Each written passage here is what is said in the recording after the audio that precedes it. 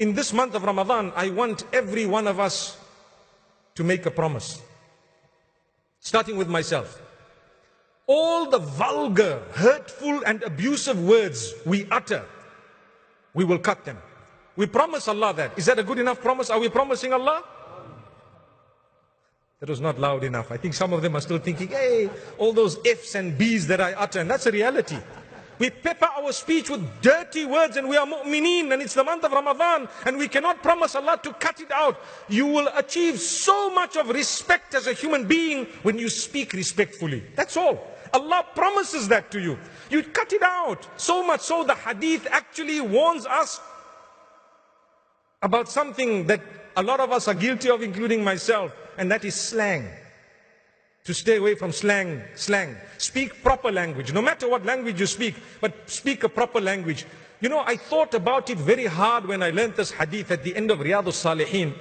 And I thought about it, I said, how come the Prophet ﷺ is speaking about slang, to avoid slang?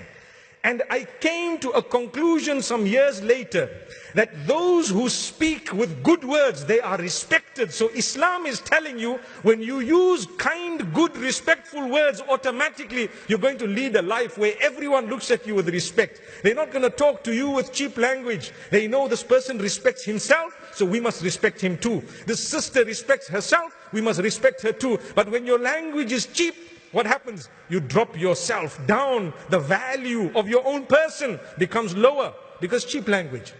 So then I thank Allah, and I still thank Allah, and I've always thanked Allah. And I've always said, oh Allah, strengthen us to use beautiful language when we speak, so that people can respect us and we respect them as well. So that is a point that I would like everyone to promise.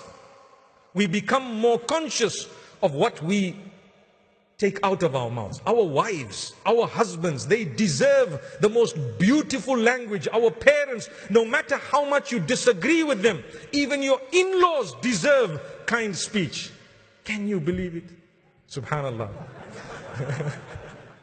May Allah subhanahu wa ta'ala forgive us. I was just checking if you guys were awake, after a long taraweeh, mashallah. Even your in-laws deserve kind speech, wallahi.